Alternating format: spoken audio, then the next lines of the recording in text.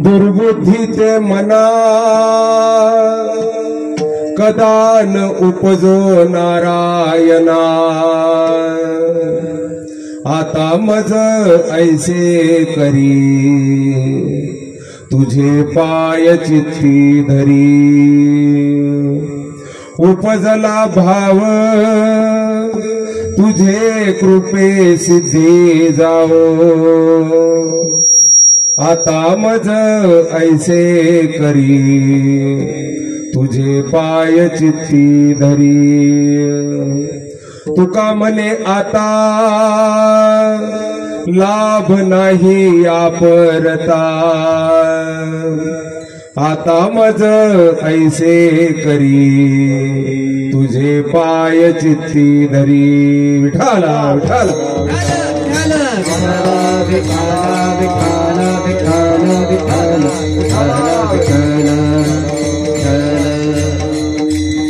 कृष्णाय वासुदेवाय देवकी नंदनाय च नंद गोप कुमाराय गोविंदाय नमो नमः। मंगल मंगल भवन अमंगल हारी। द्रवहु सुदशरथ अजिर बिहारी। मंगल भवन मंगल हारी। द्रवहु सुदशरथ अजिर बिहारी। राम सिया राम जय जय राम। राम सिया राम जय जय राम। राम सिया राम जय जय राम। राम सिया राम जय जय राम। ओम नमो ज्ञानेश्वरा। ओम नमो ज्ञानेश्वरा। ओम नमो ज्ञानेश्वरा। ओम नमो ज्ञानेश्वरा। करुणा करा दयाळा। करुणा करा दयाळा। तुमचा अनुग्रह लादलो। तुमचा अनुग्रह लादलो।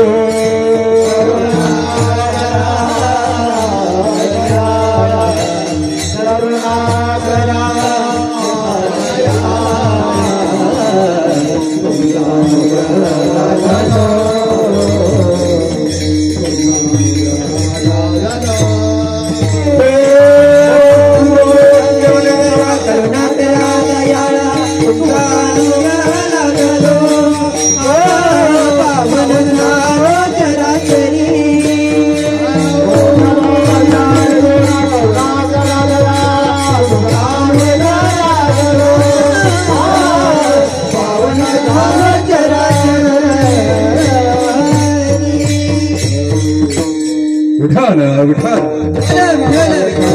विठाल विठाल विठाल विठाल। पवित्र पावन दरबार अलंकापूरचं रम्य दिव्य सिंहासन जवळून वाहणारी पवित्र पावन अशी इंद्रायणी माता 84 सिद्धांचा सिद्धभेटी मेळा असणाऱ्या पवित्र रम्य अलंकापूरच्या भूमीला वंदन करून समाधीतून निघणारा प्रत्येक दिव्य किरण साधकाच्या अंतकरणातील मलिनता दूर करणाऱ्या पवित्र पावन अशा ज्ञानोबरायांच्या समाधीला वंदन करून सालाबाद प्रमाणे चालू असलेला अखंड हरिनाम सप्ताह वैष्णव सेवा आश्रम या ठिकाणी आज जागराच्या सेवेकरता गोड अशा पद्धतीचा महाराजांचा 4 चरणाचा अभंग सेवेकरता घेतलेला आहे. विठ्ठल विठ्ठल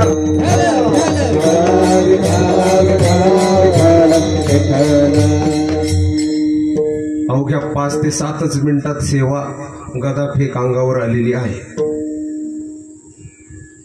आजची सेवा परमपूज्य गुरुवर्य आमचं सर्वस्व असणारे शास्त्री बाबा यांची असणारी जागराची सेवा होती आहे आणि त्यांची आज्ञा झाली, महाराज तुम्ही आजची ही जागराची सेवा माझ्या जागेवर करा, उद्या तुमच्या जागेवर मी सेवा करतो.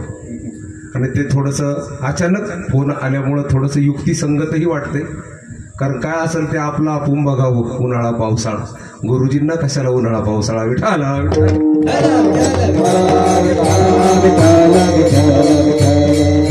पांडुरंगाच्या विशेष अशा कृपेने हा अखंड हरिनाम सप्ताह आज वैष्णव सेवा आश्रमामध्ये संपन्न होत आहे. सेवेकरता जो अभंग आपल्या समोर घेतलेला आहे, या अभंगाच्या 4 चरणामध्ये महाराज एक विशेष प्रकारची मागणी या ठिकाणी मागतायत. पहिल्या चरणामध्ये बोलतायत, देवा माझ्या अंतकरणामध्ये दुर्बुद्धी वाईट विचार निर्माण कदा न उपजो, कधीच उपज त्याची होऊ देऊ नकोस. आणि देवा दुसरी मागणी, आता मला असं कर की तुझे पाय चित्तामध्ये धरता येतील. दुसरी मागणी. त्याच्यानंतर तिसरी मागणी, देवा तुझ्याविषयी माझा जो भाव निर्माण झालेला आहे तुझी भक्ती करत असताना, तो तुझ्या कृपेने.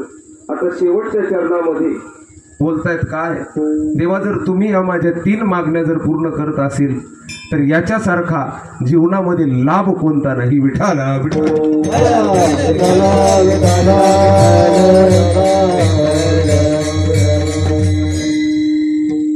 लाभ म्हटलं की व्यवहार आला. मग व्यवहार करत असताना मनुष्य लाभासाठी व्यवहार करतो. बघा, एखादा जर मनुष्य शेतामध्ये कांदे लावलेले कांदे लावल्यानंतर कांद्याला भाव चालू आहे 1 रुपये किलो, आणि त्याच्या बाया आहेत कांद्या निवडण्यासाठी, कांद्या काढण्यासाठी, त्यांची हजेरी झाली 500 रुपये. काढताल का? नाही. का? कारण 500 रुपये हजेरी देऊन जो कांदा काढला जाणार आहे त्या कांद्यामध्ये त्याचा आपल्याला लाभ होणार नाही. मग व्यापार जो होत असतो, कार्य जे होत असतो, काहीही असो, शास्त्र बोलतं काय, विना प्रयोजन मंदा अपि न प्रवर्तते. शास्त्राचा सिद्धांत आहे, काहीही करा तुम्ही, काहीही करा, त्याच्यामध्ये काहीतरी तुमचं प्रयोजन असतं, त्याच्यामध्ये काहीतरी हेतू असतो, ते करण्यामागं काहीतरी काम असतं. म्हणजे महाराज येडे दगड मारते, त्यांचं काय काम आहे. विठाल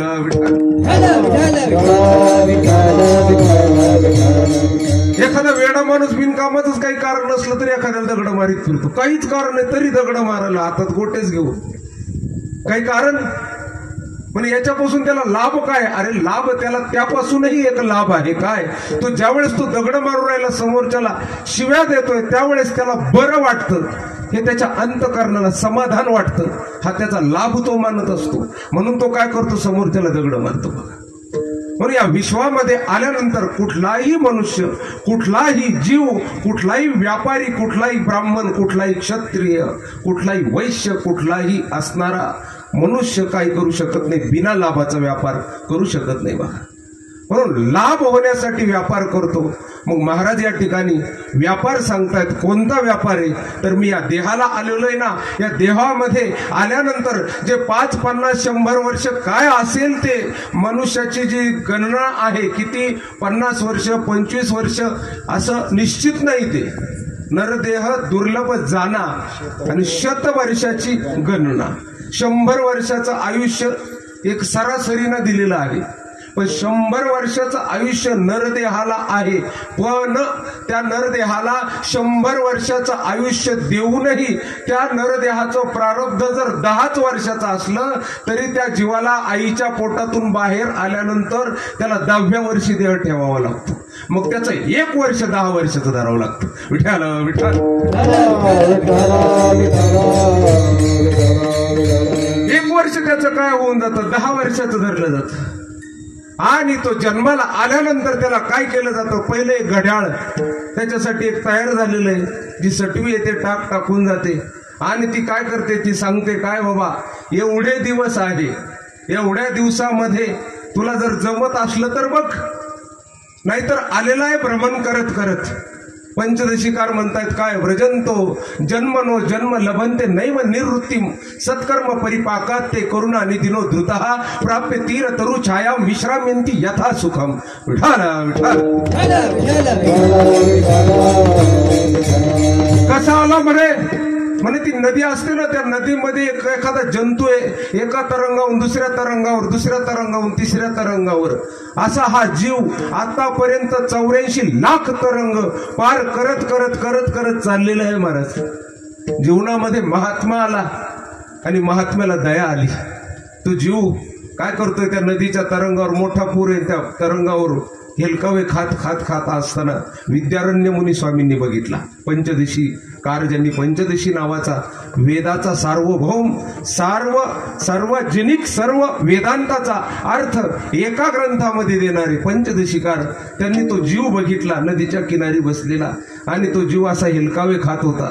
हेलकावे खाता खाता काय झालं, तिथं एक असा भोवरा आहे, त्या भोवऱ्यामध्ये तो जीव काय झाला, असा हेलकावा खाता खाता गोल गोल गोल गोल गोल गोल फिरायला लागला. एवढ्या वेगाने फिरू राहिला, कधी आतल्या आवर्तात कधी बाहेरच्या आवर्तात, कोणत्या आवर्तात चालला त्याला काहीच कळेना. फक्त एवढं कळू राहिलं काय, नाका तोंडात पाणी चाललं हो, आपले हाल हाल होऊ राहिले, आपल्याला कोणी बाहेर काढणारा नाही. विद्यारण्य मुनी स्वामींनी ती अवस्था बघितली त्या जीवाची. काय एवढासा कीटक आहे, पण हा काय आज जातो बाहेर येतो, बाहेरही पूर्ण बाहेरही जाईना पूर्ण आतही जाईना, मध्येच काय करू राहिला, गटकाळ्या खाऊ राहिला, याला काय करावं. म्हणून त्या विद्यारण्य मुनी स्वामींनी बघितले, एका महात्म्याने काय केलं, त्याच्यावर दया आली बघा. आणि दया आल्यानंतर काय केलं, हळूच कुणी एक काडी घेतली किंवा आपला हात घेतला आणि त्या भवऱ्यातून त्याला काय केलं, बाहेर काढला. भाऊ तुला मी थोडासा आधार देतो. हा कोणता न्याय झाला माहितीये का, फक्त हा दयेचा न्याय झाला. काय एका महात्म्याला दया आली, काय अरे काय हाल चालले याच्यावाले, काय हाल चालले याच्यावाले, याला याच्यातून बाहेर काढला पाहिजे, याला याच्यातून बाहेर काढला पाहिजे. म्हणून काय करतायत, संतांनी दिलेला हात म्हणजे काय, संतांचा हात कसा आहे, आजपर्यंत संतांनी दिलेला हात कधी माग गेला नाही महाराज. आणि संतांचा हात बाकीच्यांचे हात भंग पावणारे, संतांचा हात हा अभंग आहे महाराज. संतांचा हात कधी भंग पावणारा नाही.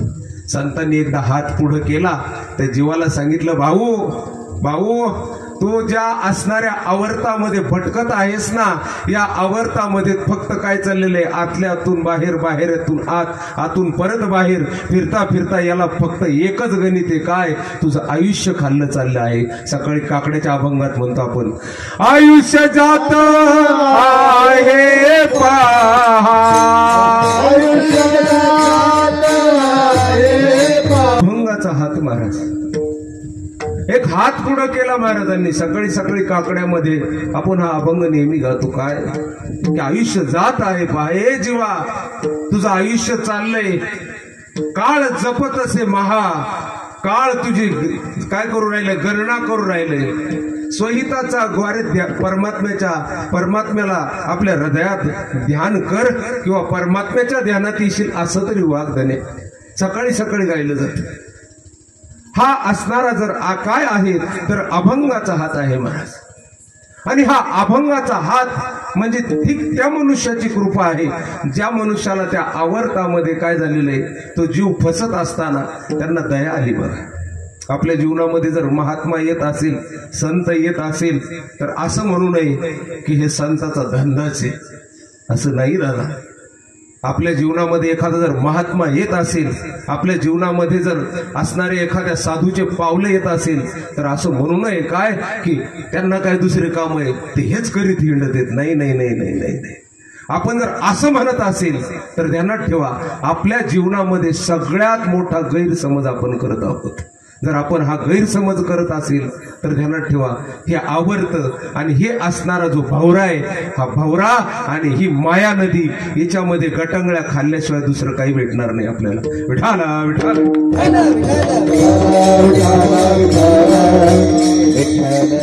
कशी अवस्था आहे बघा. एक गिधाड आहे रामायणामध्ये, आणि त्या गिधाडाचे दोन्ही पंख जळून पडलेले. आणि त्यांनी काय केलं, त्यांनी थोडीशी स्पर्धा केलेली. आणि स्पर्धा केलेली कशासाठी की म्हणे मी जाईल आणि सूर्याच्या असणाऱ्या घोड्याला स्पर्श करून येईल. भावार्थ रामायण नाथबाबा बोलतायत पैठण निवासी. मी जाईल आणि काय करेल, सूर्याच्या घोड्याला स्पर्श करून येईल. अहंकाराने उड्डाण घेतलेली आहे. आणि अहंकाराने उड्डाण घेतल्यानंतर सूर्यनारायणाकडे आलेला आहे, सूर्यनारायणाच्या जवळ जवळ आलेला आहे. आणि सूर्यनारायणाने बघितलं, अरे हा तर अहंकाराने येत आहे माझ्याकडं.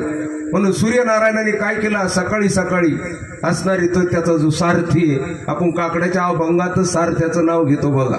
काय की प्रकाश होण्याच्या, प्रकाश झाल्याच्या आधी काय होतो तर त्याचा उदय होत असतो बघा. आपण म्हणतो नेहमी, आमच्या जंगले शास्त्री बाबांची चाले बघा,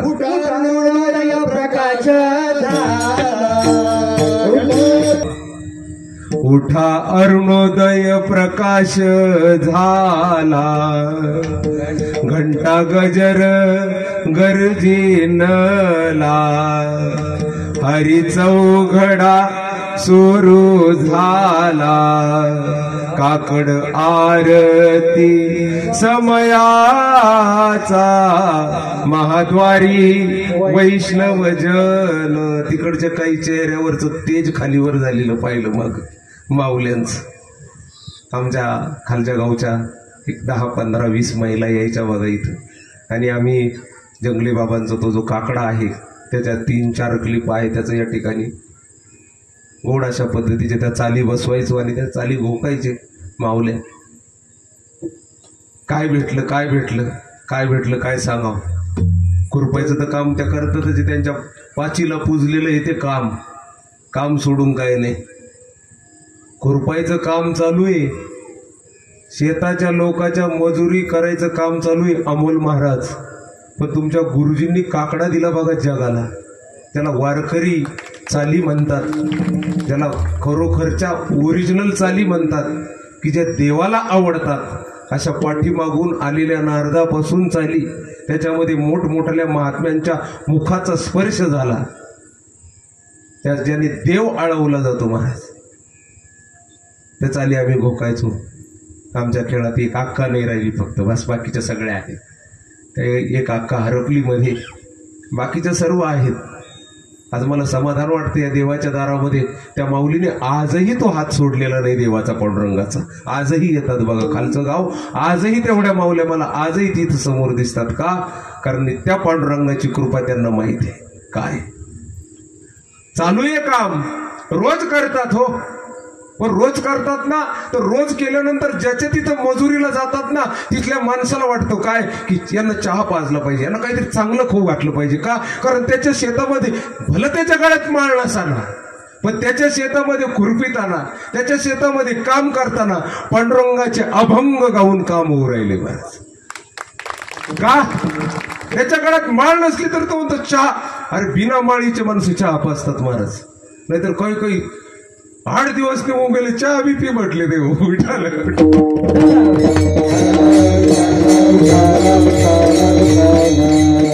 8 दिवस झाले, 8 दिवसात 7-8 दिवस मी पहिले वाणी महाराजांनी पहिली व्यवस्था काय केली माहितीये का? आश्रमात 2 लिटर दूध पहिले बोलवा. हे जे बाहेरचे आलेले माणसं आहेत ना, विना वाजवणारे आमचे टाळकरी माळकरी, हे जे विद्यार्थी गण, यांना कमीत कमी चहा तरी पाजाव. का? कारण परत बाहेर गेलो म्हणायला नको चहा बी म्हणले नव्हते महाराज. एवढा मोठा आश्रम नुसतेच राहण्यात राहते विठाला.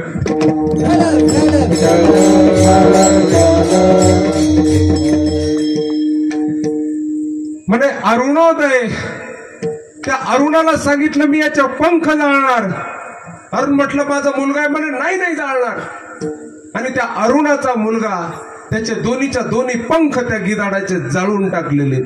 जळल्यानंतर तो गिधाड जमिनीवर वरून जेच कोसळला, वरून सुटला, सूर्यापासून सुटला आणि सूर्यापासून सुटला आणि गर्तेत येऊन पडलं. महाराज समुद्राच्या किनारी मोठाले 2 डोंगर आहे, त्या डोंगराच्या मधोमध असणारी एक दरी आहे. त्या दरीमध्ये विवरात पडत पडत पडत पडत पडत पडत गेला. इतक्या खोलवर गेला, मोठ्याने किंचाळायचा बघ, ए अरे वाचवा मला कोणीतरी. का? त्याचे पंख जळाले होते महाराज. अरे कोणीतरी बाहेर काढा मला. अरे मी त्या सूर्याच्या सारथ्याचा पोरगा आहे हो, मी त्या सूर्याच्या सारथ्याचा पोरगा आहे. एक चूक झाली हो, अहंकार केला. उंच उडी होती पण उंच उडी खाली आली हो. मोठ्याने आरडायचा आणि मोठ्याने आरडायचा आणि भीक मागायचा. आणि आता एवढ्या गर्तेत, एवढ्या विवरात, इतक्या खोलपर्यंत त्या डोंगरामध्ये समुद्राच्या किनारी कोणीच नाही. त्याला कोण आधार देणार? महाराज रडायचा, महाराज रडत बसायचा. काय करावं? देवा माझ्याकडून चूक झाली हो, देवा माझ्याकडून चूक झाली हो. एक गिधाड पडलंय बघा कुठं त्या गर्तेमध्ये. देवा माझ्याकडून चूक झाली हो, मला बाहेर काढा ना. रडत रडत रडत रडत बसलेला आहे. इतका रडतोय, इतका रडतोय, मोठमोठाने किंचाळतोय.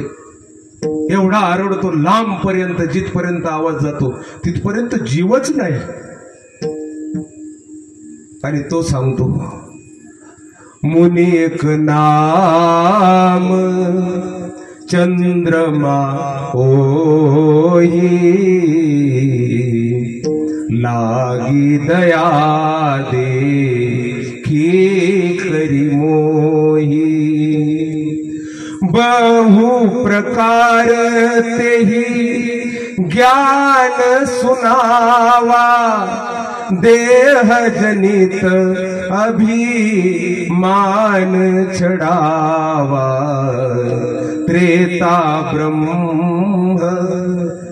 ब्रह्म मनुज तनु धरई, तासु नारी निशिचर पति हरई. तासु खोज पठियई प्रभु दूता, तिन्हि मिले ते होब पुनीता. जमी है पंख करसि जनि चिंता, तिन्हि देखाई देहस्ते सीता. मुनि कई गिरा सत्य भई आजू, सुनिगम वचन करऊ प्रभु काजू. रामचरितमानस किष्किंधा कांड बोलतोय, वानरांना बोलतोय हनुमंतराया, ए वानरांनो, ए नळणी जामवंता, इतक्या वर्षाचा पडलेलो होतो, अन्न अन्न अन्न करत होतो, समाधान भेटेना. पण एवढ्या गर्तेत सुद्धा, इतक्या खोल डोंगरात सुद्धा आली मध्ये कृपा. महाराज वाट पाहावी लागते, एक दिवस कृपा येते बरं का. कृपा तशी येत नाही महाराज, कृपा येण्यासाठी वाट पाहावी लागते. मग ती किती दिवसाची असेल, किती वर्षाची असेल, किती जन्माची असेल, हे आपलं प्रारब्ध. विठाल विठाल हजारो वर्ष रस्ते झाडलेली शबरी तिला गुरु सांगतायत आणि गुरुच्या वचनावर विश्वास ठेवून हजारो वर्ष वाट पाहते. पण तिचं वचन, त्या म्हाताऱ्या शबरीचं सुद्धा एक दिवस वचन पूर्ण होतं. तिच्या आश्रमावर देवाला यावं लागतं, तोपर्यंत आवाज मारावा लागतो. काय? हो राम आएंगे आएंगे राम आएंगे, राम आएंगे आएंगे राम आएंगे. राम आएंगे तो अंगना सजाऊंगी, राम आएंगे तो अंगना सजाऊंगी. दीप जला के दिवाली मैं मनाऊंगी, दीप जला के दिवाली मैं मनाऊंगी. सातों जन्मों के पाप आज मिट जाएंगे, राम आएंगे. मेरे झोपड़ी के भाग आज खुल जाएंगे, राम आएंगे. सातों जन्मों के हो राम झूलेंगे तो पालना झुलाऊंगी, माखन मिश्री में हाथों से खिलाऊंगी. ओ मेरे झोपड़ी के भाग आज खुल जाएंगे, राम आएंगे. डोळे खोल गेलेली म्हातारी बसलेली वाट पाहते, कोणतरी येईल कोणतरी. एक दिवस तिच्यापर्यंत सुद्धा कृपा आली महाराज. कृपा येते, फक्त धैर्य माणसाने मजबूत ठेवावं लागतं महाराज. 1-2 दिवसाचं काम नाही दादा हे, 1-2 जन्माचंही नाही. आणि कधी कधी चांगले गुरु जर भेटले तर 1-2 दिवस नाही, 1-2 तासाची गरज नाही महाराज. लगेच काम बनून जातं. कृपा येण्यासाठी वाट पाहावी लागते. आणि हा संपाती रडत बसलेला, मी तुम्हाला कथा सांगतो एका गिधाडाची. त्याच्यामध्ये जर आपली प्रतिमा दिसली तर कृपया शोधून बघा महाराज. आणि त्या असणाऱ्या खोल विवरामध्ये एक निघाला कमंडलूधारी भगव्या कपड्याचा महात्मा. बापाचं नाव आहे अत्रि ऋषी, आईचं नाव आहे अनुसया माता, भावाचं नाव आहे दत्तगुरु, दुसऱ्या भावाचं नाव आहे असणारे दुर्वासा ऋषी, आणि त्यांचे लघु भाऊ चंद्रमा नावाचे ऋषी. रस्त्याने चालता चालता ऐकलं काय, कोणीतरी पुकारते. मोठी आर्त हाक आहे त्याच्यावाली. आणि या आर्त हाकेतून मला त्याच्याकडे जावं लागेल, मला त्याचा प्रश्न सोडवावा लागेल. जर मी त्याचा प्रश्न जाऊन त्याच्या जागेवर जर सोडवत नसेल, त्याच्या असणारं आरडणं बंद जर करू शकत नसेल, तर मला संत बनण्याचा काही अधिकार नाही. कारण संताचा अवतारच याच्यासाठी, कशासाठी, दुसरे जर जन बुडत असले तर संतांना बघवलं जात नाही महाराज. बुडत से जन न देखावे डोळा, बुडत हे जन न देखावे डोळा.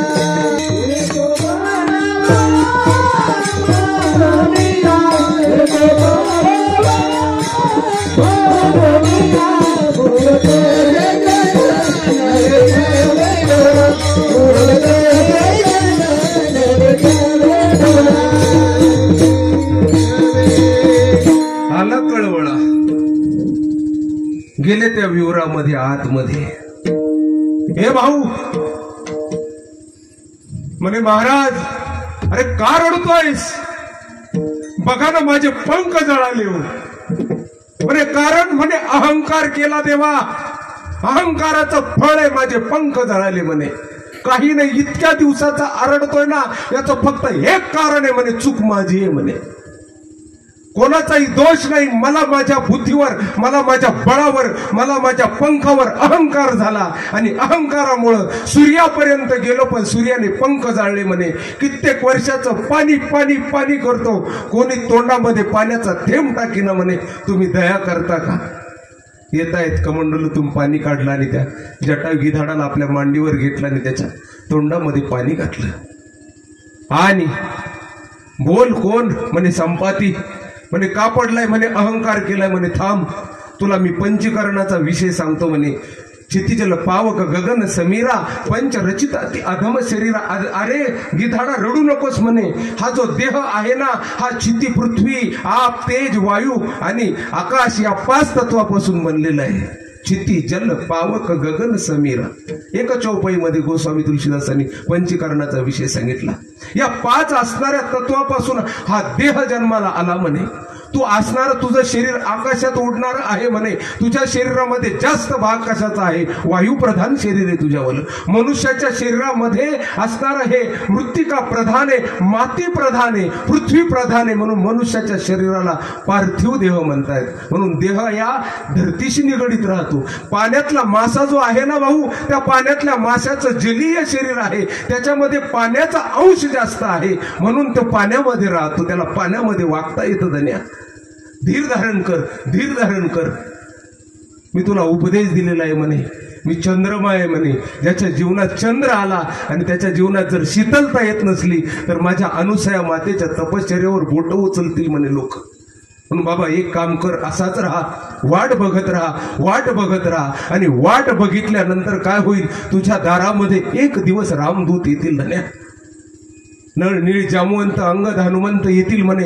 राम राम राम राम करत जानकी मातेचा शोध घेण्यासाठी बळीया माझा हनुमंत त्यांनी विडा उचललेला असेल म्हणे त्या अंजनीच्या लालने, की प्रभू हाच निघाला ना वानर, आई साहेबाचा शोधच करून येणार. तसं काळं तोंड तुम्हाला दाखवणार नाही. असा विडा उचलून असणारा तो बळीया माझी हनुम्याशाना निघालेला असेल आणि त्या हनुमंतरायाची राम भक्ताची तुला भेट होईल आणि राम भक्ताची भेट झाल्यानंतर तुला पुन्हा पंख फुटतील. वाट बघ. जळालेले पंख घेऊन तसाच म्हणे करू काय, म्हणे भजन करत राहा बाबा, भजन करत राहा. आणि तेव्हापासून भजन करतोय. काय माझ्या जीवनात राम भक्त येतील माझ्या जीवनात. ही कोणती अवस्था आहे महाराज. या गिधाडाला नंतर राम भक्त आले स्वयंप्रभेच्या कृपेने. हनुमानजीचा आणि त्या संपाती दादाचा दर्शन फक्त हनुमानजीचा चेहरा पाहिला, फक्त चेहरा पाहिला बरं का. बघा हनुमानजीला समोर बघितलं ना, हे संपाती पडलेलं गिधाड, फक्त चेहरा पाहिला, पाहिल्या पाहिल्या पंख फुटायला सुरू झाले. काय अर्थ महाराज. ज्या दिवशी जीवनामध्ये संत येतील आणि ज्या दिवशी संताची नुसतं ज्ञानोबरायांच्या समाधीला नुसतं डोळ्याने पाहिलं ना तरी विवेक वैराग्याचे पंख आपोआप फुटतात महाराज. हे पंख फुटायला वेळ लागत नाही. हा कोण आहे हा संपाती, कोण नाही हा संपाती. हा जीव आहे जो अहंकारामुळं, जो त्याच्या पापामुळं लोटून दिलेला आहे स्वर्गातून किंवा नरकातून. हजारो हजारो वर्षापासून, कित्येक जन्मापासून वाट पाहतोय माझा उद्धार करणारा कोणीतरी येईल, माझा उद्धार करणारा कोणीतरी येईल. त्याच्या असणाऱ्या त्या पुण्याईने त्याच्या जीवनात महात्मा आले आणि राम भक्ताची संताची भेट झाली महाराज. कोण आहे हा गिधाड. हा गिधाड हा जीव आहे महाराज. आणि या जीवाला काय झालं, संत कृपा त्याच्या जीवनामध्ये आली आणि मग पंख फुटले. गोड पंख, एक विवेकाचा पंख, एक वैराग्याचा पंख, मोठाले पंख फुलवले. आणि ते राफेल नाही का आग ओकत होता आता सध्या ऑपरेशन सिंदूरमध्ये, तसे मोठाले पंख फुलवले. आणि मोठाले पंख फुलवल्यानंतर हनुमानजी म्हटले, अहो संपाती दादा एवढे पंख. म्हणे महाराज हे संताच्या दर्शनाचं फळ आहे महाराज. ध्यानात ठेवा, हनुमंतरायाच्या मंदिरात दर्शनाला जात जावा. आपल्या गेलेल्या शक्ती पुन्हा प्राप्त करून देण्याचं सामर्थ्य फक्त हनुमान दर्शनात आहे. ध्यानात ठेवा. तुमच्या जीवनात जर शक्तीहीन झाला असेल, धैर्यहीन झाला असेल महाराज, तो महावीर आहे, तो विक्रमी आहे, तो तुमची दुर्बुद्धी दूर खेचून तुम्हाला काय करणार, चांगल्या मार्गाला लावण्याचं काम आहे. हनुमान चालीसेमध्ये गायलं जातं,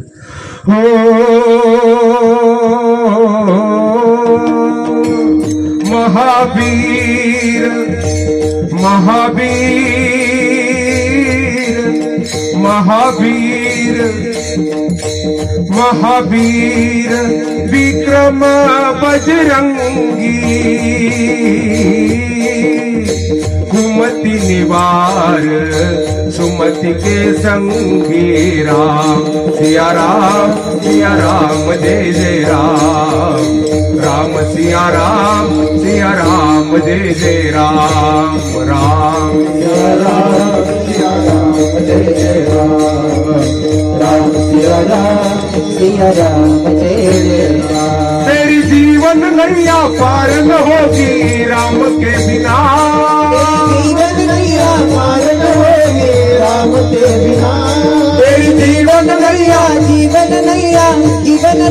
पार न होगी राम के बिना। तेरी जीवन नैया पार न होगी राम के बिना। राजा राम राम राम सीता राम राम राम, राजा राम राम राम सीता राम राम राम, राजा राम राम राम सीता राम राम राम, राजा राम राम राम सीता राम राम राम, राजा राम राम राम। जय हो। भजन करा।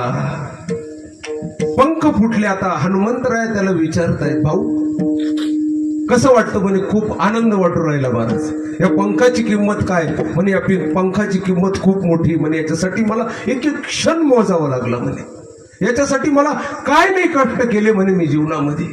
अन्न नव्हतं, पाणी नव्हतं म्हणे, डोळ्यातून अश्रूच्या धारा व्हायच्या, प्राण कासावीस व्हायचे म्हणे, कंठापर्यंत यायचे पण प्राण जात नव्हते म्हणे, शेवटच्या श्वासापर्यंत ह्या हाल हाल हाल हाल अपेष्टा मी केल्या म्हणे। आणि आज मला राम भक्त भेटले, आज मला राम भक्ताच्या दर्शनाची किंमत कळते म्हणे महाराज। राम भक्त सहज एखाद्याच्या जीवनात आला तर त्याला किंमत कळत नाही महाराज। अगोदर थोडेसे जरा ठेचा खाल्लेले असले का मग किंमत कळते महाराज। हजारो वर्षाच्या ठेचा खाल्लेले आहेत प्रभू, आज मला किंमत कळू राहिली म्हणे तुमच्यावाली. जेथे संतोषोनी साधू आले तेथ कल्याण मुसावले, सकळ सिद्धीत ते पावले, झाले भव नदीचे परतारू. ज्ञानोबा नाथबाबा बोलतात भावार्थ रामायणामध्ये. आज मला संतांचं दर्शन झालं म्हणे, मी कृतकृत्य झालो देवा म्हणे. आता काय करणार, आता पंख फुटले ना, आता काय करणार. हनुमानजीचा प्रश्न आहे त्याला, भाऊ एवढे गोड पंख फुटले, आता यायला लागलं ना तुला, आता काय करशील. आता उड्डाण घ्यायला परत पंख फुटले ना, आता मस्त टाळ वाजवता यायला लागला, आता चाल म्हणता यायला लागली, आता मृदंग वाजवता यायला लागला, आता कथा करता यायला लागली, आता कीर्तन करता यायला लागला, आता अन्नदान देण्यासाठी आता तुझ्या खिशात पैसे यायला लागले, हे का नाही. अगोदर एक अवस्था अशी होती की लोकांच्या घरी जाऊन बरीचशी फोडत होता. आज 4-4 गाड्या 4-4 दारात आहेत, 4-4 चाकाच्या 4-4 गाड्या दारात आहेत. आता काय करशील, फुटले ना पंख तुला आता, है का नाही. इतक्या वर्षाची वाट देवाने कृपा केली ना तुझ्यावर, आता काय करशील. विचार करण्यासारख्या गोष्टी महाराज आहे. आता देवाने दिलं नाही का तुला. एक काळ असा होता की इथून जायचं म्हणलं तर रस्त्याने कुठं वायर पडलेले, कुठं शाट मारी सांगता येत नव्हतं. आता मोठ्याले 4-4, 5-5 पोलं निघाले, रस्ते बिस्ते चकाट झाले सगळे. लोकांच्या माणसं येऊ राहिले. पहिले ते विचारायला येत नव्हतं कोणी. 2-3 वर्ष का बाबा आहेत का गेले काय माहिती. एकच विचारित होते रानावनातले पारधी लोक, बाबा बरं आहे का तो. हो मला म्हणायचे, हा बरं आहे तो, जसं तसंच मा विठाल.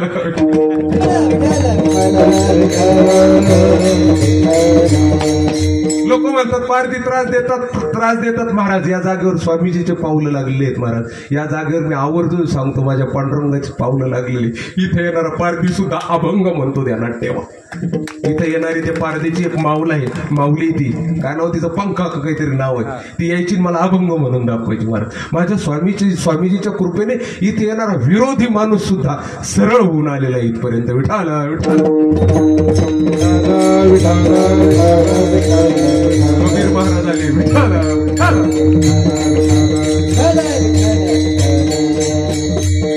ही संतांची कृपा असते महाराज. आता काय, आता भेटलं ना, आता सगळं भेटलं, आता काय. एवढं तुला प्राप्त नव्हतं, आता प्राप्त झालं. गळ्यामध्ये माळ नव्हती, आता गळ्यात माळही आली. ग्रंथ हातात नव्हते कधी, 7 पिढ्यात कोणाच्या हातात नव्हते, आता ग्रंथही वाचायला लागला भाऊ. एवढं देवाचं नाम घ्यायला लागला. मस्त वारीला जातो काय, टाळ वाजवतो काय, नाचता यायला लागलं तुला, चाली म्हणता काय नाही आलं तुला. देवाने काय, अरे संपत्ती सुद्धा पाणी भरते. आता काय करायचं. अशी अवस्थेच्या बैठकीचा हा अभंग देण्यात ठेवा. हा जो अभंग मी तुमच्या समोर घेतलेला आहे ना, ही अवस्था आहे. काय, आता कृपा झाली, आणि कृपा झाल्यानंतर देवा तुमची कृपा झाली, साधनं जीवनात आली, साधनांची कृपा झाली, संत जीवनात आले. आता काय, आता फक्त एकच प्रार्थना आहे, अभंगाचं पहिलं चरण. दुर्बुद्धी ते मना, दुर्बुद्धी ते मना. आता फक्त एक साधन काय, दुर्बुद्धी. दुर्बुद्धी म्हणजे विरोधी बुद्धी, दुर्बुद्धी म्हणजे वाईट बुद्धी. शब्द तिथल्या तिथंच वंगाळ भाषेत घ्यायचं म्हटलं, जी परमात्म्यापासून दूर घेऊन जाते ती दुर्बुद्धी. विठाला विठाल. जी परमात्म्याचा आणि आपला वियोग घडवते ती दुर्बुद्धी. रामायणामध्ये एक दुर्बुद्धीची मूर्तीच दिलेली आहे बघा. कौशल्या, कैकेयी, सुमित्रा, ह्या ज्या राण्याचं वर्णन केलं ना, त्याच्यामध्ये नाथबाबांनी राण्याचं नुसतं राजाच्या राण्या म्हणून वर्णन नाही केलं म्हणे. त्याचं वर्णन करत असताना नाथबाबा एक ओवी वापरतात. ज्येष्ठ कौशल्या ते सद्विद्या, सुमित्रा ते शुद्ध मेधा, कैकेयी ते अविद्या, मंथरा कुविद्या तिपासी. कौशल्या सतविद्या आहे, स्वतःचा आश्रय करणारी. सुमित्रा काय तर सुबुद्धी आहे म्हणे. कैकेयी अविद्या आहे आणि मंथरा कुविद्या आहे. ही मंथरा कोणती कुविद्या आहे तर मंथरा ही दुर्बुद्धीची विद्या आहे. विठाला विठाल. ज्यांच्या जीवनात ही मंथरा आली त्यांचा आणि रामाचा वियोग घडला बघा. अगोदर कैकेयीच्या जीवनात आली. कैकेयी म्हणे, अगं हे मंथरा काय झालं तुला, काय एवढं तोंड अगं काही तुला माहित आहे का? नुसती लाडाची काही नुसती नट्टापट्टा करून राहते. तुला माहित नाही तुझ्याविषयी काय छळ चाललाय असं म्हटले आणि त्या कैकेयीची बुद्धी फिरवली. तिचा रामाचा वियोग झाला. त्याच्यानंतर राजा दशरथ भेटले. राजा दशरथ या कोप भवनाच्या दारावर उभी होती दुर्बुद्धी. हिची राजा दशरथाची भेट झाली. ते राजा दशरथाला सुद्धा राम प्रभूच्या वियोगात प्राण सोडून द्यावे लागले. हिचीच असणारी नंतर भेट कोणाला झाली? सुमंत्राला झाली. तर सुमंत्राला इतका रडला राजा दशरथाचा मित्र की डोळ्याने आंधळा झाला. शेवट एवढा रडला. का? दुर्बुद्धीचं सान्निध्य आलं. कोणाला? अयोध्येतल्या लोकांना. अयोध्या म्हणजे साधारण आहे न. योद्ध्या भवती, जिथे युद्ध होत नाही मन वचन कर्माने, एवढ्या श्रेष्ठ नगरीतले माणसं पण दुर्बुद्धी रूपी मंथरेच्या सानिध्यात आले तर सगळ्यांना रडावं लागलं महाराज. आणि जे शत्रुघ्न म्हणतात ना, शत्रुनाम ज्ञान येते ती शत्रुघ्नाचा जास्त उल्लेख सापडत नाही. पण या शत्रुघ्नाने काय केलं? या मंथरेच्या कंबरडात लाथ मारली बघा रामायणामध्ये. का? जो शत्रूवर मारा करतो त्याला शत्रुघ्न म्हणतात. शत्रूवर मारा करणारा कोण? जो दुर्बुद्धीवर मारा करतो तो शत्रूवर मारा करा तो शत्रुघ्न.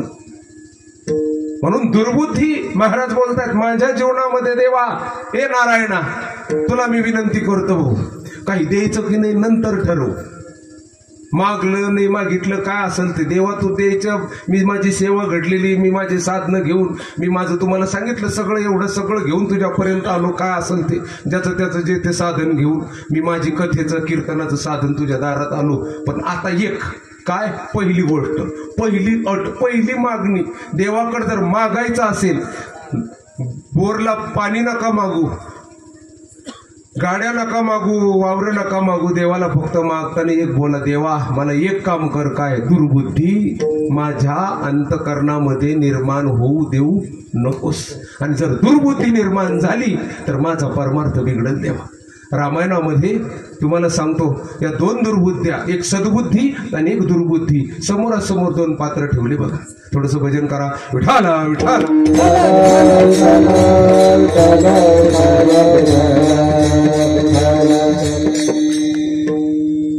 पाऊस आला का? आला ना. विठाला विठाला.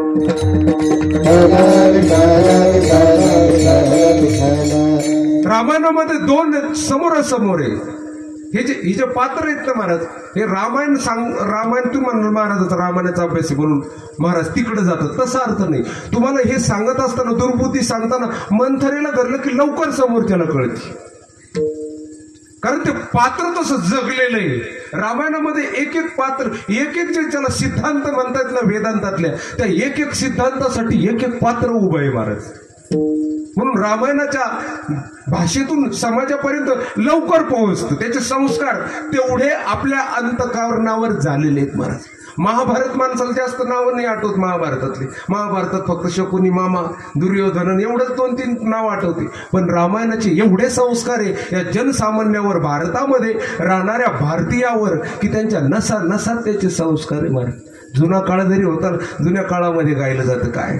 हम कथा सुनाते राम सकल गुणधाम की, हम कथा सुनाते राम सकल गुणधाम की. रामायण है पुण्य कथा श्री राम की, ये रामायण है पुण्य कथा श्री राम की. हम कथा सुनाते राम सकल गुणधाम की, हम कथा सुनाते राम सकल गुणधाम की. रामायण है पुण्य कथा श्री राम की, रामायण है पुण्य कथा श्री राम की. भरतखंडे जम्बूद्वीपे आर्यावर्ते भारत वर्ष एक नगरी है विख्यात अयोध्या नाम की, यही जन्म भूमि है परम पूज्य श्री राम की। रामायण है पुण्य कथा श्री राम की, ये रामायण है पुण्य कथा श्री राम की। हम कथा सुनाते राम चरण गुण राम की, हम कथा सुनाते राम चरण गुण राम की। रामायण है पुण्य कथा श्री राम की, रामायण है पुण्य कथा श्री राम। जुन्या काळामध्ये गायले गावात एक टीव्ही असायची आणि त्या टीव्हीला सगळे माणसं असं देवासारखे पूजायला जायचे महाराज. आणि ते आम्ही लहान लहान होतो असं देवाला प्रार्थना करायचं. मध्ये जाहिराती आले की देवा लवकर जाहिराती जाऊ दे, लवकर जाहिराती जाऊ दे, रामायण बघायचं महाराज. असं माणसं ढसढसं रडायचे. मग बघितलं मी स्वतः डोळ्यांनी बघ, मोठाले माणसं म्हातारे माणसं ढसढसं रडायचे. तो काळ होता, आजचाही काळ आहे. पण रामायणापासून लांब नाही लोक महाराज, आजही गायलं जाते. हो राम सिया की करुण कहानी, एक है चंदन एक है पाणी. आजही गायलं जातं. त्याचे संस्कार आहे. रामायणामध्ये दोन बुद्धी आहेत. एक आहे रावण दुर्बुद्धी आणि एक आहे विभीषण सद्बुद्धी. थोडंसं ज्ञानेश्वरीच्या आधारावर मी सद्बुद्धीसाठी बोलून जातो अगोदर. ज्ञानेश्वरी ज्ञानोबराय निवास्या या ठिकाणी असणारे सच्चिदानंद बाबा लिहितायत आणि ज्ञानोबराय म्हणतात, अहो या सद्बुद्धीला जी सुबुद्धीनं तिला लहान म्हणू नये. आपण नेहमी दीपोत्सवामध्ये म्हणत असतो काय, जैसे दीप कळिका दाकुटी परी बहु तेजा ते प्रगटी, मनोनी सद्बुद्धी हे ठेकुटी म्हणू नये. ही सद्बुद्धीला लहान म्हणू नका म्हणे. का? कारण जशी दिव्याची एवढीशी ज्योत भरपूर प्रकाश देऊ शकते आणि तिच्या मनात आलं तर भरपूर काही अग्नी निर्माण करू शकते, तशी एक सद्बुद्धी जीवनामध्ये एकदा फक्त डोक्यामध्ये जर खटका पडला कीर्तनात जाऊन बसून, अरे नाच आहे बर का. एवढ्याने आरडतो कीर्तनाचे असणारे कीर्तनकार मंडळी, एवढ्याने रात्रंदिवस टाळ वाजवले जातात. एवढ्याला करोडो रुपयाचा खर्च रोज हा वारकरी संप्रदाय करतोय. एवढ्याने मंडप लावले जातात, एवढ्याने बाबा गरजतात. कोणी राग सांगतो, कोणी प्रेमाने सांगतो, कोणी हाकलू सांगतं. ज्याची त्याची सांगायची पद्धत निरनिराळी म्हणे. काही लोक हाकली तिथेच मारत अवघडे मार. एक कामाला अनुभव आला, गेलो खुशाला हाकूनच दिलं मारत. निघत आलो गपचूप.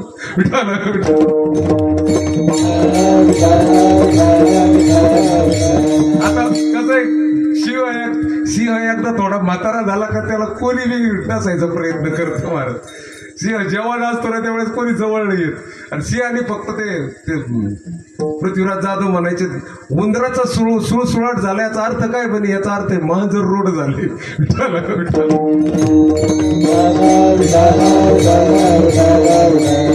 एक काळ होता जवळ माणूस यायला मिळतं, आता जवळ घेतली माणसं तर बघ असं अनुभव येतो बघा. सद्बुद्धी ही लहान म्हणू नये महाराज. एक सद्बुद्धी काय करू शकते, जीवाला फक्त एकदा जर टच झालं ना, श्रोत्यांनो ध्यानात ठेवा, एकदा जर टच झालं ना या कीर्तनात आल्यानंतर, एकदा जर मनात आलं ना फक्त काय, अरे याच्यातच कल्याण ज्ञानोबा तुकोबर आहेत महाराज. एकदा जर मनात आलं ना महाराज, ध्यानात ठेवा, त्या यमाची काय टाप तुम्हाला हात लावायची महाराज. फक्त एकदा येऊ द्या, एकदा तुमच्या मनाने निश्चय करू द्या, अरे अरे अरे एवढा संप्रदाय आरडतो, एवढा संप्रदाय ज्ञानोबा तुकोबार आहे, एवढं सांगून गेले, मला एक अभंग घेता येईना, एका अभंगाचं एक अक्षरावर मला वागता येईना. अरे काय मी जगू या महाराष्ट्रात राहून, या महाराष्ट्राच्या मातीत माझा जन्म झाला तर तुकोबरायांचा एक माझ्या जीवनात एक शब्द येईना, अशी तळमळ ज्या दिवशी वाटली ना महाराज, त्या दिवशी तुमचं कल्याण होण्यापासून या विश्वामध्ये ब्रह्मदेव सुद्धा थांबू शकत नाही महाराज. म्हणून ही सद्बुद्धी ठेकुटी म्हणू नये. ज्ञानोबा म्हणतात या सद्बुद्धीला लहान म्हणू नये, लहान म्हणू नका म्हणे. ती एक तिच्या मनात जर आली ना तर सगळ्या दुर्बुद्धीचा, सगळ्या पापाचा नाश करण्याची ताकद एका सद्बुद्धीच्या, एका ज्योतीत आहे महाराज. एकदा फक्त क्लिक झालं पाहिजे. लंकेमध्ये हे क्लिक झालं कोणाला? मी जे झटके देतो माणसं आले त्यांना बोलतो राग राग माळीवर. मग कुठं गेलं महाराज घोडी घोडीच बोलते म्हणून. कुठं गेले का ते मांस खाण्यावर आणि माळीवर घोडोघोडी बोलतात महाराज. मला ते आवडलं. त्या दिवशी हनुमान टाकलेलं कथेला गेलो ना, त्या कथेमध्ये ते आपले मडी संस्थानचे अध्यक्ष आले होते त्या ठिकाणी आणि त्यांनी ती कथा ऐकली आणि कथा ऐकल्यानंतर त्यांनी ते मांस भक्षणावर बोलले. तर मला त्यांचं एक वाक्य खूप आवडलं की मांस खात असताना असं विचार करा ना की आपलं लेकरूच तोडून आपल्याला ताटात वाढलेलं आहे. मला आणखीन काय बोलायला पाहिजे महाराज. रडला तो ती व्यक्ती महाराज. खूप कार्य केलं त्यांनी मडी देवस्थानासाठी, खूप कार्य केलं. खूप बजरंगबलीची सेवा, खूप महाराष्ट्राची सेवा करून राहिलीत महाराज मंडळी. हे बोललं पाहिजे. मग एकदा मनामध्ये आलं रे आलं, एकदा त्याला त्या सद्बुद्धी एकदा स्वीकारलं की झालं काम. विभीषण आहे सद्बुद्धी आणि दुर्बुद्धी म्हणजे रावणाची बुद्धी. ही जी लंका आहे ना, या लंकेमध्ये बघा कसं सोपं पडतंय बघा. ही जी लंका आहे ना, या लंकेमध्ये एक विभीषणही राहतो आणि या लंकेमध्ये एक रावणही राहतो. विभीषण काय करतो? विभीषण हे सद्बुद्धी आणि रावण हे दुर्बुद्धी. सुमती कुमती सबके उर रही, नाथ पुराण निगम अस कही. जहा सुमती तहा संपत्ती नाना, जहा कुमती तहा विपत्ती निदाना. तौर कुमती बसी विपरीता, हित अनहित मानवरी पुपरीता. हे विभीषणाचं वाक्य आहे. आणि या असणाऱ्या लंकेमध्ये असणारा जो आपलं जे मन आहे, जर ते विभीषण जर झालं तर या लंकेचा उद्धार करायला वेळ लागणार नाही महाराज. या लंकेमध्ये राम भक्ताची सेना यायला वेळ लागणार नाही.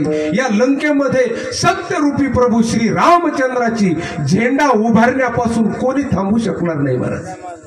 त्याचं नाव आहे दुर्बुद्धी, त्याचं नाव आहे रावण. रावणाच्या समोरही हनुमान आले आणि विभीषणाच्या समोरही हनुमान आले. मी जर रामायणाचं जर थोडंसं जर वर्गीकरण केलं ना, हनुमंतरायाने विभीषणाला जेवढे वाक्य सांगितले त्याच्यापेक्षा अनेक पटीनं जास्त वाक्य, अनेक मोठा उपदेश हा रावणाला केला बघा. विभीषणाला कमी केलेला आहे. कहो कौन मैं करम परम कुलीना, कपी चंचल सब ही विधि हीना.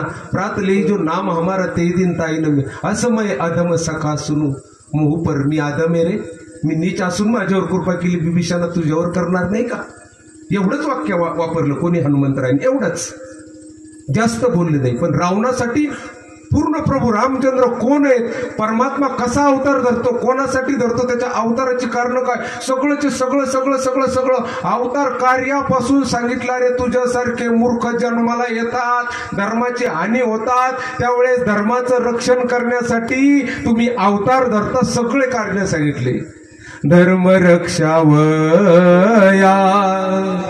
अवतार घेसे, धर्म रक्षावया अवतार घेसी. आपुल्या पाळीसी भक्त जना, आपुल्या पाळीसी भक्त जना. श्रीराम जय राम, जय जय रामा. श्रीराम जय राम, जय जय रामा. देव अवतार का घेतो, अवतार करून काय करतो, सगळंच्या सगळं इत्तमभूत सांगितलं, पण परिणाम झाला नाही. ज्या बुद्धीवर सगळे शास्त्र घासले, सगळे ग्रंथ सांगितलं, सगळ्या शास्त्राचा अर्थ सांगितला, मोठमोठ्या संतांनी दारात येऊन सांगितला, तरी ज्या अंतकरणावर, ज्या मनावर, ज्या बुद्धीवर परिणाम होत नाही, तिला म्हणायचं दुर्बुद्धी. आणि सद्बुद्धी कोणती? का जिला फक्त वाट पाहू राहिली महाराज. कोणीतरी यावं एक बी टाकावं धरतीत, बी टाकलं का दुसऱ्याच दिवशी कोंब आला. विठाल विठाल.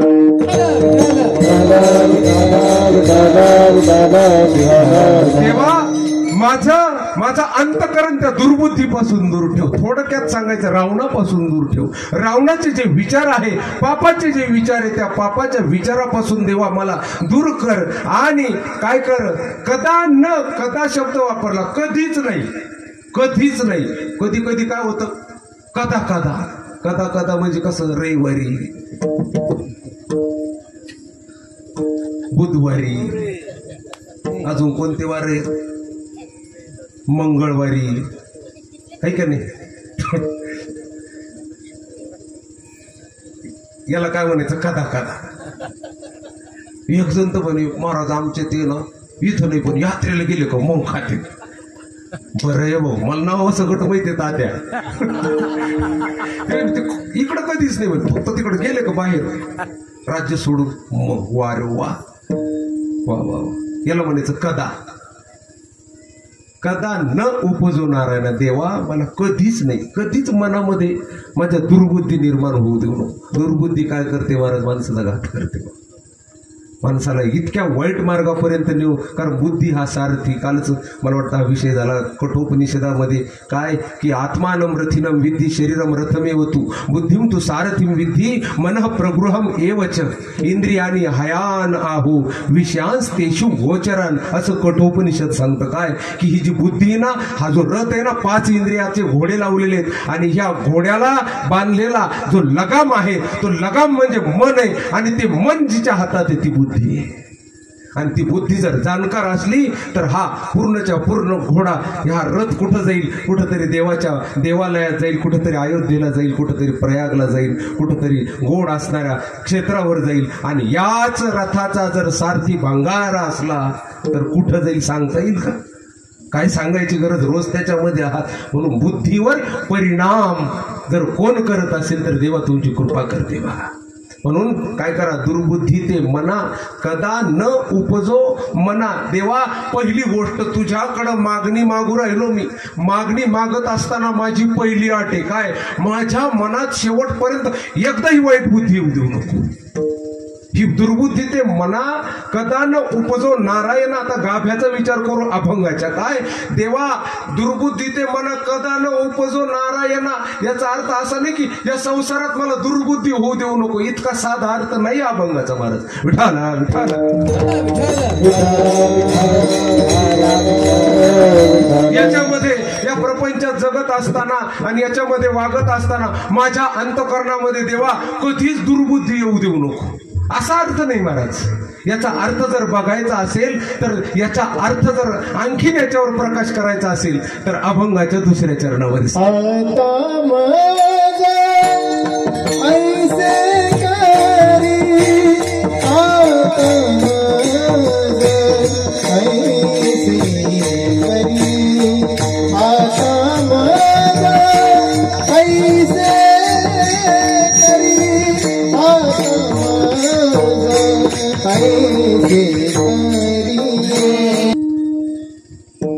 दुर्बुद्धी केव्हा नको तर सांगतायत देवा तुझे पाय चित्ती धरी.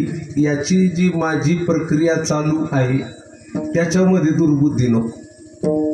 आता मज ऐसे करी, मला देवा असं कर. हे त्याला उचला बरं, उच पावन सीताराम रघुपति राघव राजा राम पतित पावन सीताराम. पतित पावन सीताराम, पतित पावन सीताराम.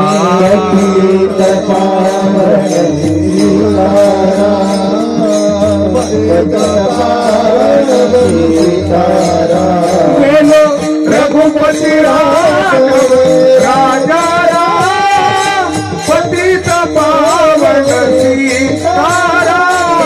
रघुपति राघव राजा राम पतित पावन सीताराम.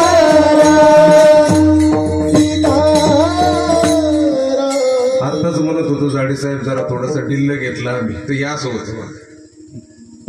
कोणी म्हणत असले महाराज स्वभावले गरम आहे, मग काय आता काय आरत्या ओवाळाव का पेताडायचं. सांगा बरं. पाय माझ्या चित्तामध्ये मी जे धरू राहिलो ना, तुझे चित्त माझं चित्ताने तुझ्या पायाची जी मिठी पडू राहिली ना, या मिठी पडत असताना मी तुझ्या जवळ येऊ राहिलो. पाय म्हणजे काय? स्वरूप. तुझ्या स्वरूपाकडे येत असताना, याचा अर्थ जगामध्ये नाही, दुर्बुद्धी ते मना कदा न उपजो, कदा जगामध्ये नाही, तुझ्या पायाकडे येत असताना कधीच माझ्या अंतकरणामध्ये दुर्बुद्धी येऊ देऊ नको. याचा अर्थ काय? तुझ्या वारीला येत असताना, तुझं कीर्तन करताना, जिथं तुझ्या पायाची, तुझ्या स्वरूपाची, एखाद्या सद्गुरूकडून एखादा ग्रंथ ऐकत असताना ज्यावेळेस तुझी माझी जवळीकता येते ना देवा, त्यावेळेस मला फक्त एक होती आडफाटा, तिचं नाव आहे दुर्बुद्धी. आणि ही दुर्बुद्धी जर मध्ये आली तर थेट रामवनवास करते. याचा अर्थ काय? मला स्वरूपापासून लांब घेऊन जाते. म्हणून दुर्बुद्धी माझ्या अंतकरणाला उपजून देऊ नको देवा. मी तुला माफी मागून तुझे पाय धरून बोलतो देवा. आणि तुला सांगतो देवा, ही जे तुझ्याकडे येत असताना माझी, आता हे जे बोलतायत ना तुकोबर आहे, पूर्णच्या पूर्ण या अभंगामध्ये तुकोबरायची पूर्णच्या पूर्ण अंतकरण वृत्ती देवाच्या स्वरूपाशी एकरूप होत आहे. आणि ती एकरूप होत असताना तो जो भाव आहे, तो भाव, त्या भावाला फुटलेले अक्षर म्हणजे दुर्बुद्धी ते म्हणा हा अभंग आहे. विठाल विठाल.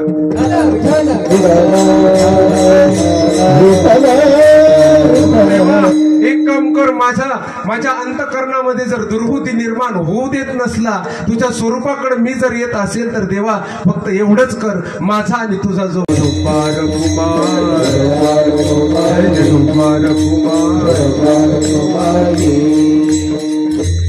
दुर्बुद्धी दूर ठेवून देवा, तुझी कृपा घेतल्यानंतर जो माझा भाव आहे तो भाव सिद्धीला जाऊ. सिद्धीला म्हणजे पूर्णतेला जाऊ. माझ्या भावाची प्राप्ती जर, माझ्या भावाचं जर काय फळ असेल तर माझ्या भावाचं एकच फळ आहे देवा, काय की तुझ्या स्वरूपाची आणि माझ्या स्वरूपाची एकात्मता साधणे. तत्वमसी ह्या माझ्या गुरुवाक्याला असणारा काय पूर्णतेपर्यंत जाणे म्हणजे काय, देव आणि भक्त एकत्र होणं, हा भाव सिद्धीला जाणं आहे. म्हणून देवा अशी अवस्था माझ्या जीवनामध्ये येऊ दे. गोडाशा पद्धतीचा हा वैष्णव सेवा आश्रम आणि या ठिकाणी आलेली सर्व मंडळी किती गोड अशा पद्धतीची, ही आज मध्येच थोडीशी 20वा आहे. आणि त्या 20व्यामध्ये त्याला काय म्हणायचं, काय भाग